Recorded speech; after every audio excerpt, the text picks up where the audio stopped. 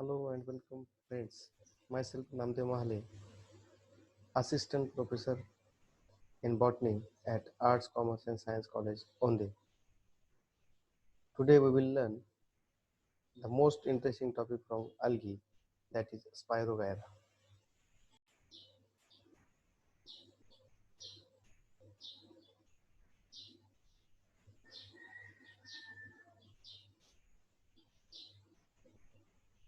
So Spirogyra, we will start from its systematic position.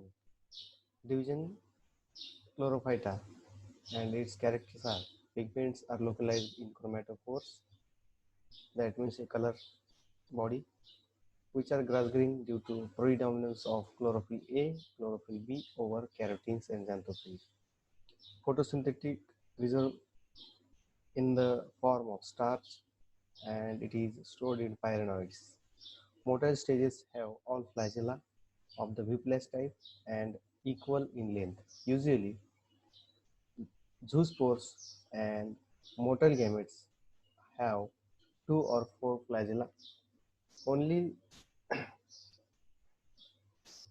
sorry, class Chlorophyceae, that class is only class under the division Chlorophyta and hence characters are same as the division. Order Zygomatales. Characters are gametes are amoeboid and without flagella. Second, sexual reproduction is isogamous type.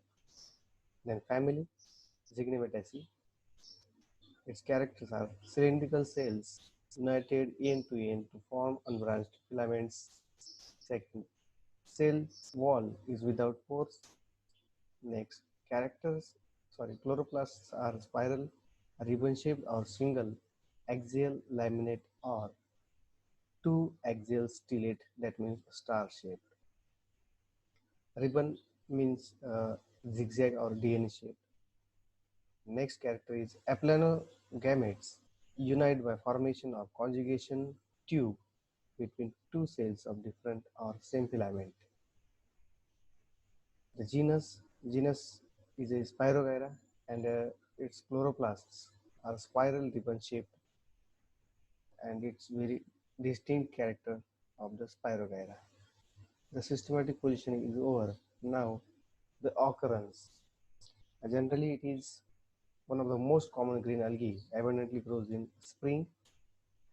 It is a freshwater alga found in ponds, pools, lakes, beaches and also in slow flowing streams.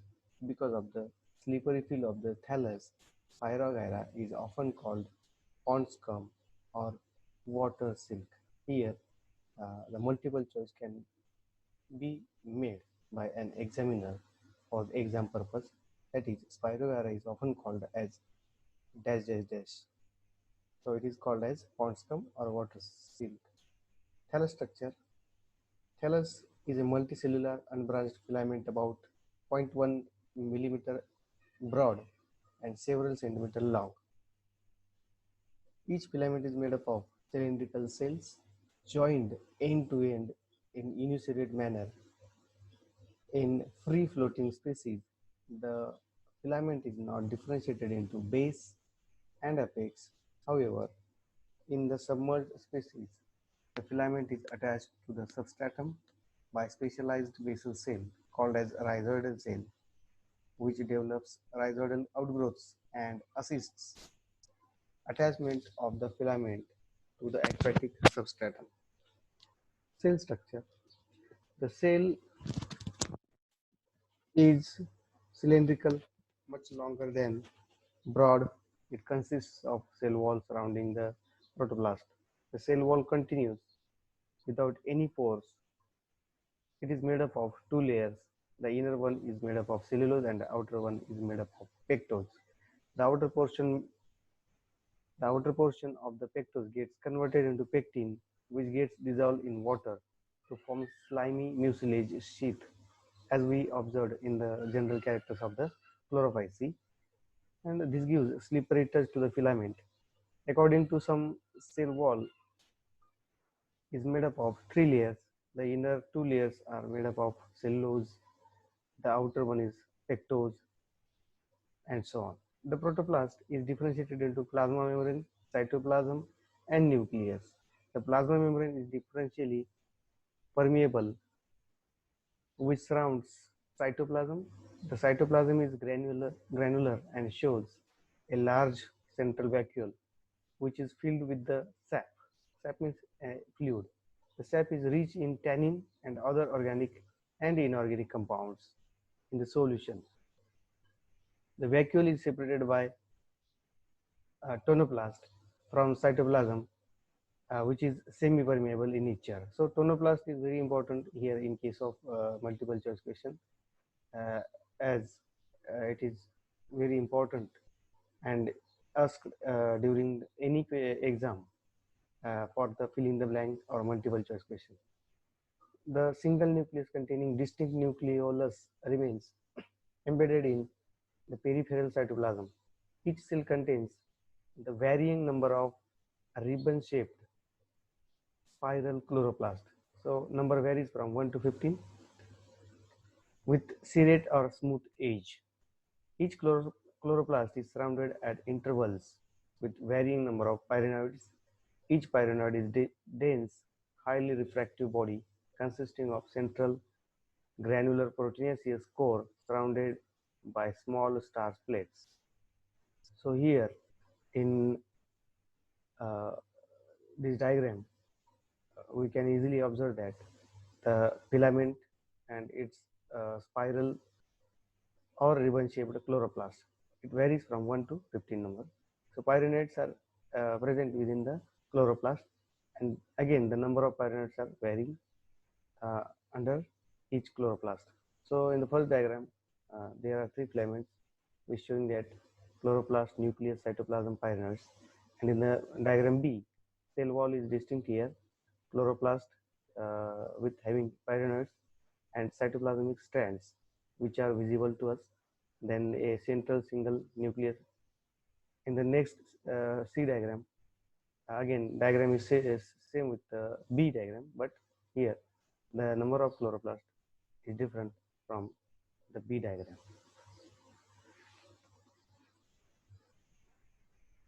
Now the reproduction.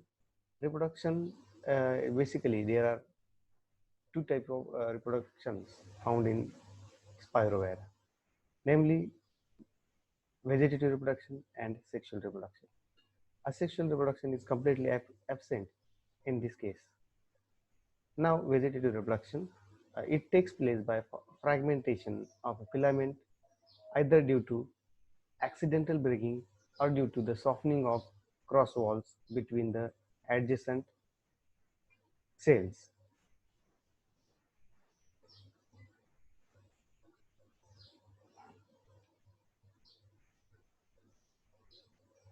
Adjacent cells into its constituent parts. Each fragment of the filament then grows into a complete filament by repeated cell division.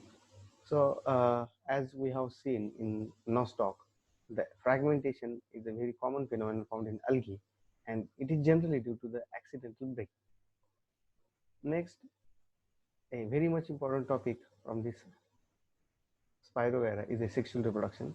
It takes place in favorable conditions generally by the process of conjugation.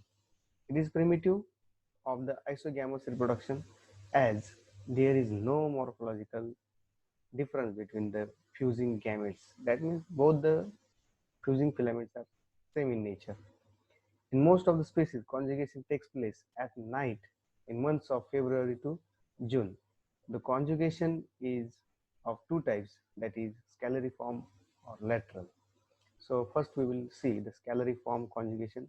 That means in this case, the fusing filaments forms a ladder-like structure, and hence the name given scalariform conjugation. It takes place in heterothallic species. Heterothallic means different species. That means one species and another fusing species come together to form scalariform conjugation. During the night, the two filaments of one positive strain behaves as a male and other negative strain behaves as a female lie in close proximity with each other throughout their length. Their close contact induces the secretion of more mucilage which holds the filament together. That means here after fusion the secretion of more mucilage takes place, and hence both the filaments remains together for a longer period. The cells of opposite to each other starts to form tubular outgrowths which increase in the length and finally come in contact with each other.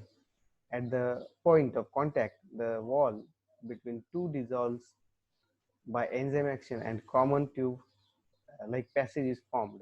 This is called as conjugation tube. So common passage in two filaments formed due to the fusion is called as conjugation tube. In some species, the outgrowth appears first in the cells of one filament, that is mean by male, and then in those of the other that is female. These cells accumulate large amount of starch. The mucilage globules also appear. The osmotic pressure of these cells decreases due to the conversion of sugar into starch. Simultaneously, the size of nuclei and nucleoli also decreases. Now, these cells of male filament are called male gametangia, and those of the female filament are called female gametangia. The entire protoplast of each of these cells contract from the cell wall and acts as gametes.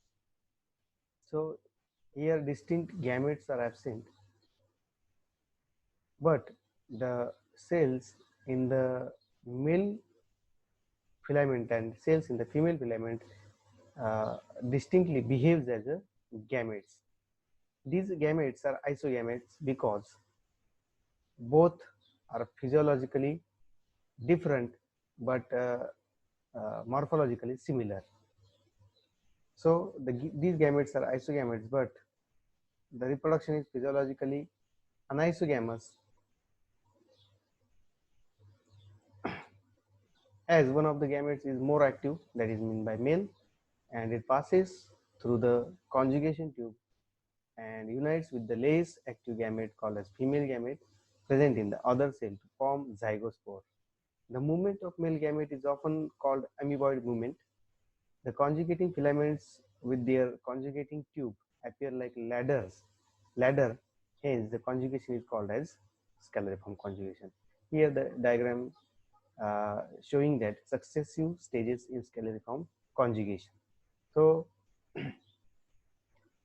in case of first diagram, the protuberances are formed by the both opposite filaments, that is male and female filament, and in the next diagram conjugation tube existed, and transfer of the union and transfer of the gametic content to the female gamete or female gametangia.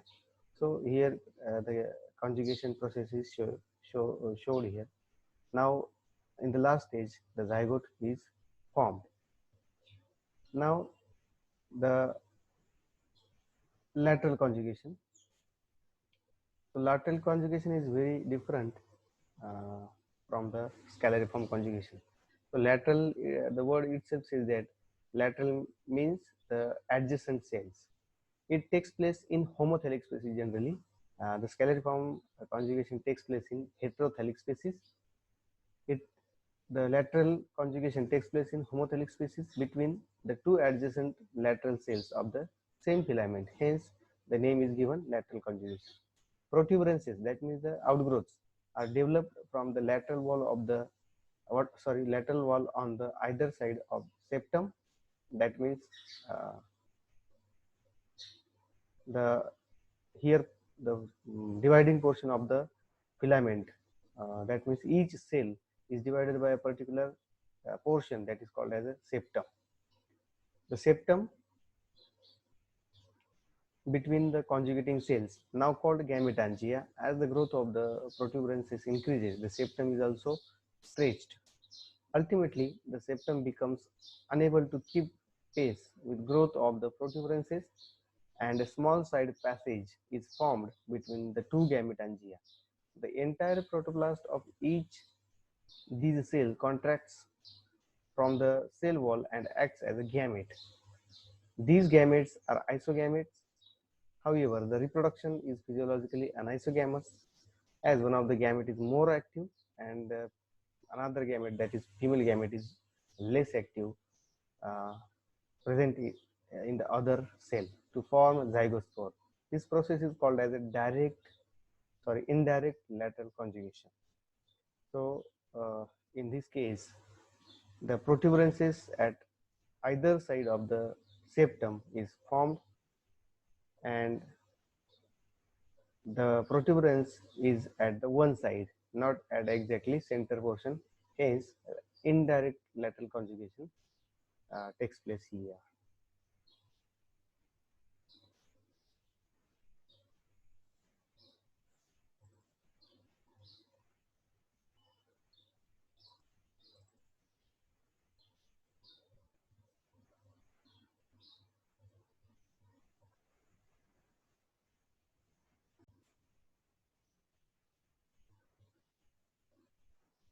Now, the direct lateral conjugation. In this case,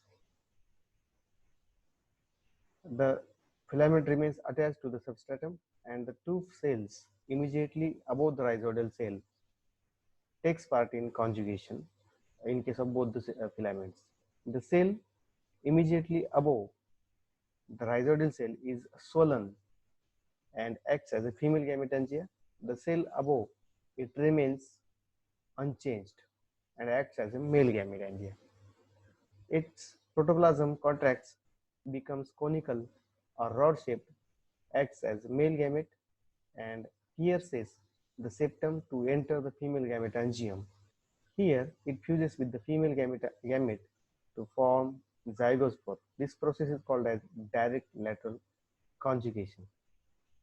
So, it is not a regular phenomenon and generally observed in some species of the Spirogyra, but it have a significance, that is from the above from the rhizoidal cell and above the rhizoidal cell, it behaves as a female gametangium, and above to the female gametangium, the cell remain attached or close contact acts as a male gametangium, and the fusion of the male and female gametangium takes place at the center.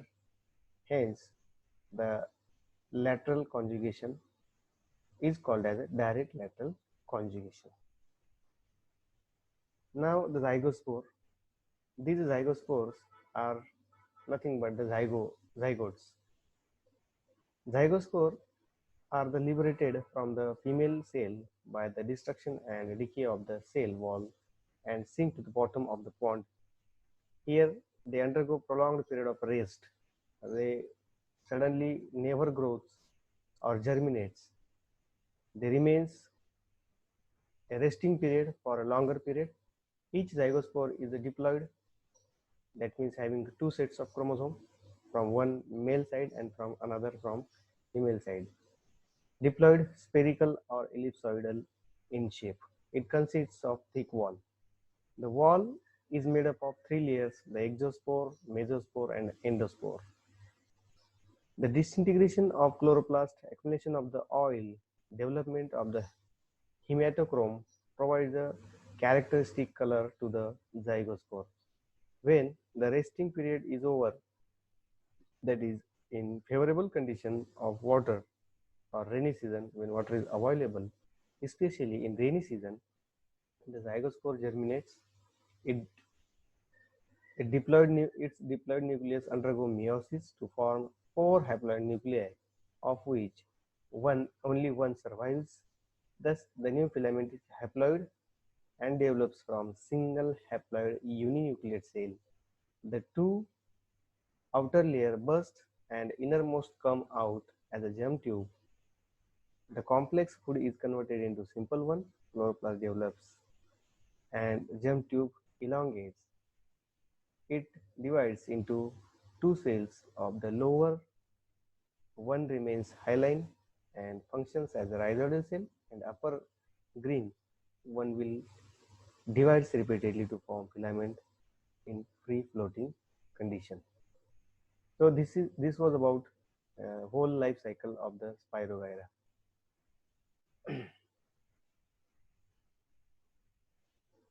Thank you.